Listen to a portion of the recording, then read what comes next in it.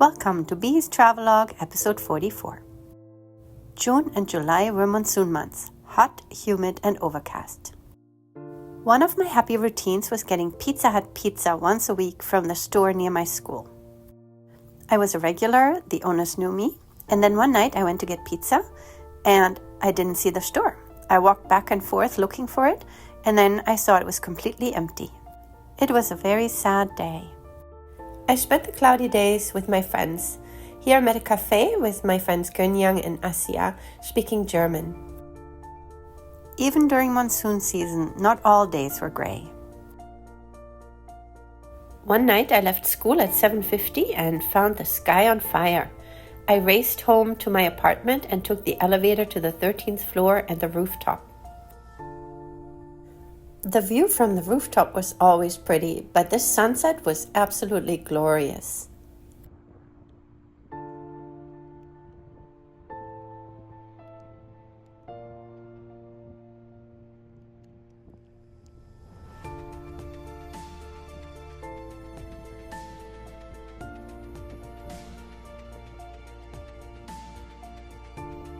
On one sunny weekend, June 15th and 16th, I took the bus to Gyeongju.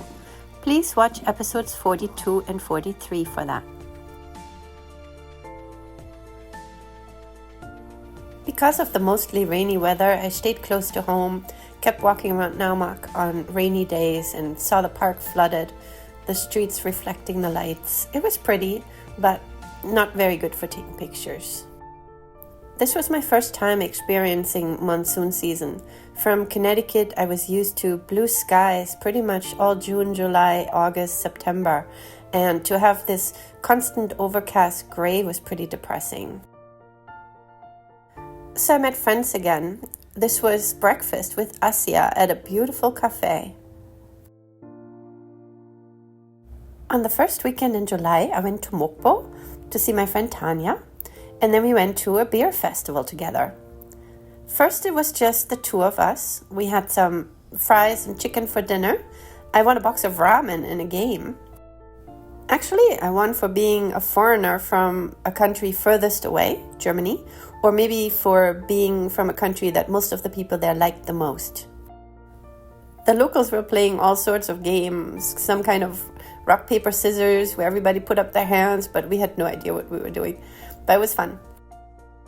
By around 7 o'clock, we were joined by fellow teachers from the language exchange group. Then a Turkish family who was making Korea their home joined. By 9 o'clock, this cute Korean couple asked if they could join us and practice their English. During the week I was teaching, and then I was starting to get my first packages ready to be mailed by ship to Germany. Instead of pizza, I started eating McDonald's.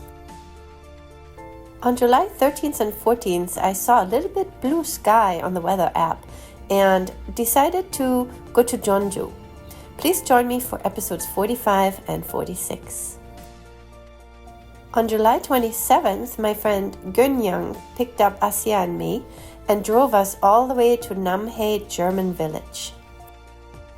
It was an overcast day, but not raining too much, and Gönyang drove us the entire 3.5 hours while we were all chatting. This was about 6 weeks after my trip to Gyeongju, where I saw my first rice fields, and look at the color of the rice fields here now, so beautiful. After the Korean War, a lot of nurses from Germany came to Korea to help out, and many of them settled, and that's how Namhae was founded. When we got out of the car in the parking lot and started walking around, it really felt like we were in Germany. Not only did the buildings look German, especially Bavarian, but the words were German. Especially on this card, you can see the blue and white checkered flag that's from Bavaria. So while it's German, it's more of the Bavarian German. Despite the ominous-looking weather, it wasn't too bad. It didn't rain, and it wasn't too hot because of the cloud cover. So in a way, it was a perfect day for us to walk around and experience the town. The houses all looked very German. They were all built from bricks and mortar and had roof tiles, just like in Germany.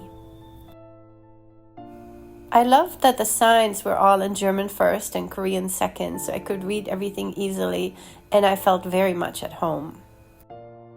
Here you can see German chocolate from Munich and Berliner Krapfen right next to each other.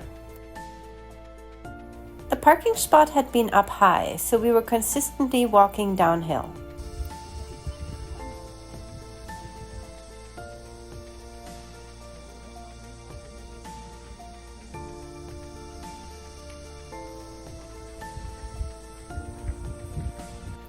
The views were beautiful.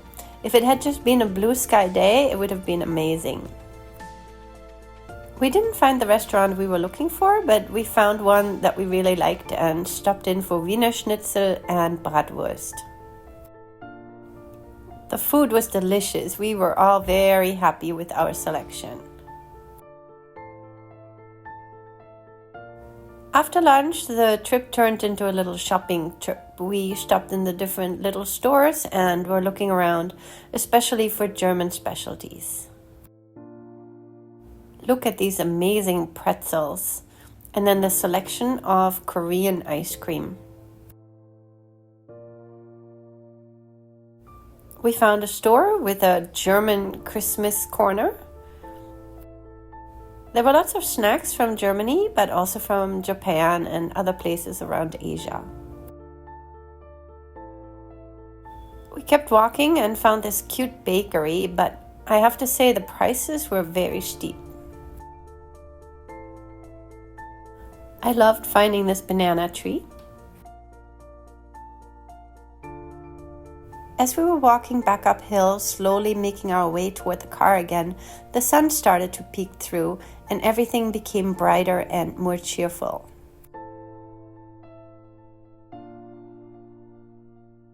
We stopped at an overlook and just enjoyed the view while we were talking. On our way back, we stopped at more stores and then finally found a cute little cafe where we had some dessert and some coffee. Gunyang especially needed the caffeine to be awake enough for the 3.5-hour drive back home to Namak in Mokpo. I was so happy and thankful that I had found a friend with a car who was willing to drive me all the way to this beautiful city and spend the day with me. Thank you, Gunyang. Please join me for my trip to Jeonju in episodes 45 and 46. Thanks for watching.